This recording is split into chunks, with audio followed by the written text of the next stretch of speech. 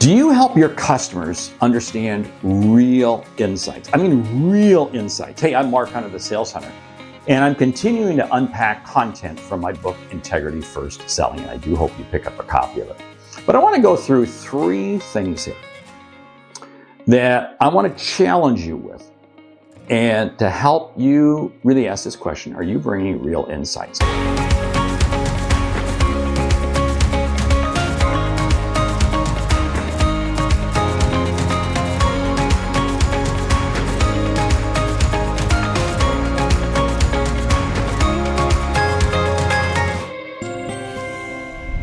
Now, here's the whole thing.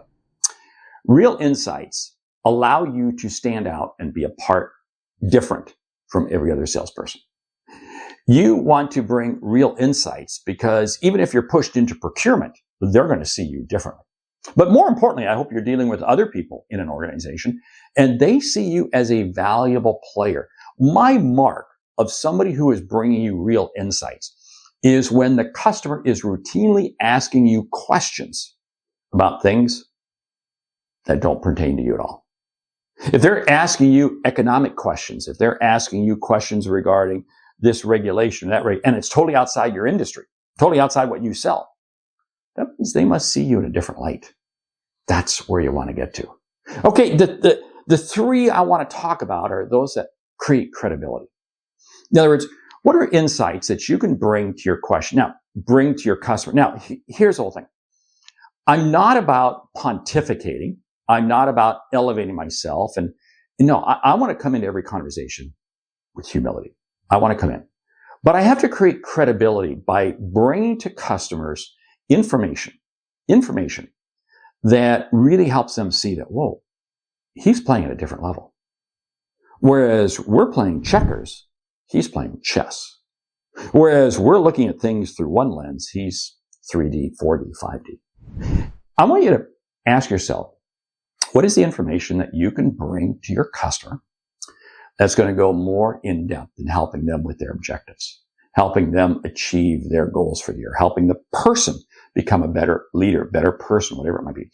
But these are all designed to help create credibility. And this is the first phase. This is the first thing. When you are creating real insights, you are creating credibility. The second one is whether or not you're driving conversation. My objective in driving conversation is where you are actively engaged with me. It's not just me asking questions, but you're asking me questions.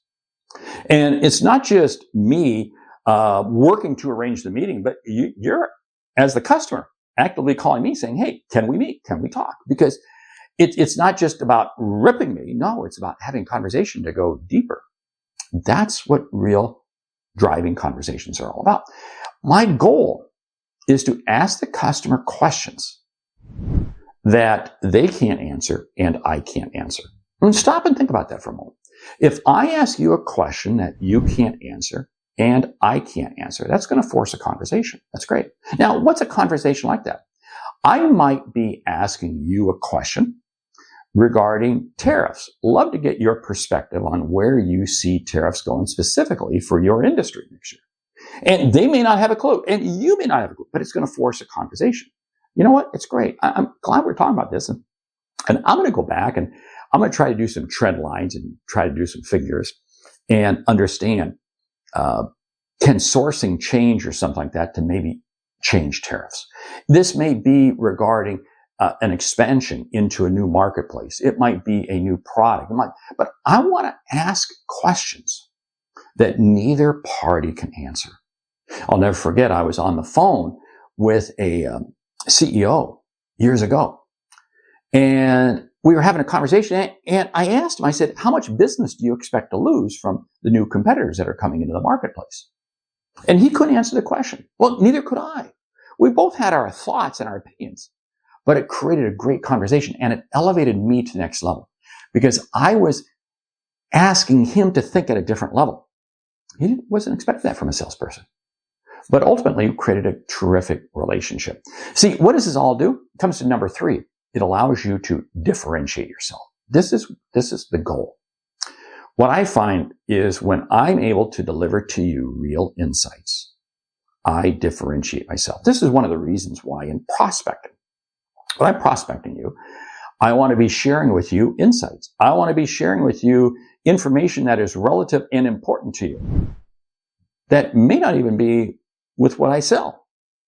It's allowing me to differentiate myself. See, we differentiate ourselves right from the beginning, right when they first become a lead, and they stay that way all the way through. I had a conversation just the other day with a person who called and he and his company had found me by way of AI. It was an AI search. And we were able to share some conversation. And then I followed up with more information, more insights. And he called back. We had a follow-up conversation. And it allowed him to see me in a completely different light, different from any of my competitors. Differentiate yourself. Stop and ask yourself this question. How are you differentiating yourself? Hey, these are just some of the things I talk about in my book, Integrity First Selling. I want you to pick up a copy, grab a copy. And hey, if you're having a sales meeting, reach out to me. Would you please?